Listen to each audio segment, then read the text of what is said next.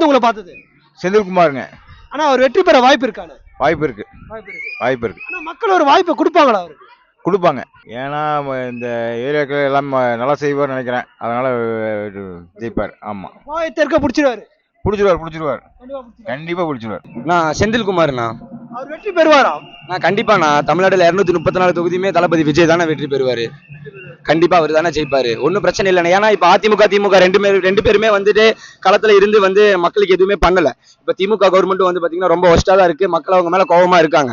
இப்ப இளைஞர்கள் எல்லாருமே புதுசா ஒருத்தர் வரணும், அதுவும் விஜய் மாதிரி ஒரு நல்ல மனுஷன் அவ்வளவு சொத்தை விட்டுட்டு வரா அப்படிங்கிற போது அவருக்கு சப்போர்ட் பண்ணலாம்னு சொல்லிட்டு இளைஞர்களையும் தாண்டி மக்கள் கிட்ட பாதிக்க எதிர்பார்ப்பு இருக்குண்ணா.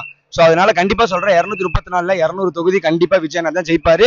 திருச்சியிலையும் ஜெயிப்பாரு, பெரம்பூர்லயும் ஜெயிப்பாரு, கோயம்புத்தூர் தெற்கு தொகுதியும் செந்தில்குமார் அவருக்கு வெற்றி வாய்ப்பு அதிகம்னா. அவரு தான் 90% அவர் தான் வெற்றி வாய்ப்பு ஜெயிப்பாரு. செந்தில்குமார் வந்திருக்காரு. வெற்றி பெறக்கு வாய்ப்பு இருக்கு. கண்டிப்பா கொடுப்பாங்க.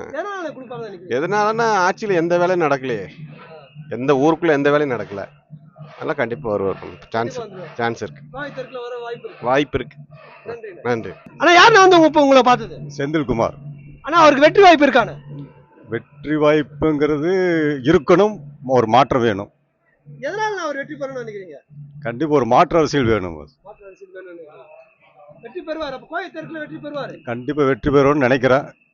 நான் மட்டும் நினைச்சா பார்த்தா மக்களும் நினைக்கணும். மாற்றம் வந்தா நல்லா இருக்கும். வெற்றி பெற கண்டிப்பா வாய்ப்பு இருக்கு. மக்கள் ஆதரவு கொடுப்பாங்க. ஆதரவு கண்டிப்பா கொடுப்பாங்க. கூட்டங்கள் அந்த மாதிரி இருக்குல்ல.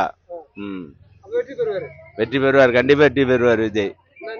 ஓட்டு போட்டுருவாங்க. கண்டிப்பா ஓட்டு போடுவாங்க. எல்லாரும் ஓட்டு பண்ண. நானே ஏடிஎம்கே கட்சிக்காக இருந்தேன். இருந்தாலும் என் தம்பிங்கெல்லாம் எல்லாம் விஜய்க்கு தான் போடணும்னு இருக்காங்க. ஆமா. நன்றி. ஒரு கைக்கு வாய்ப்பு இருக்கா? ஒரு வாய்ப்பு கொடுக்கலாம்னு எல்லாம் விரும்புறாங்க. வாய்ப்பு கொடுக்கணும்னு நினைக்கிறீங்க? ஆமா.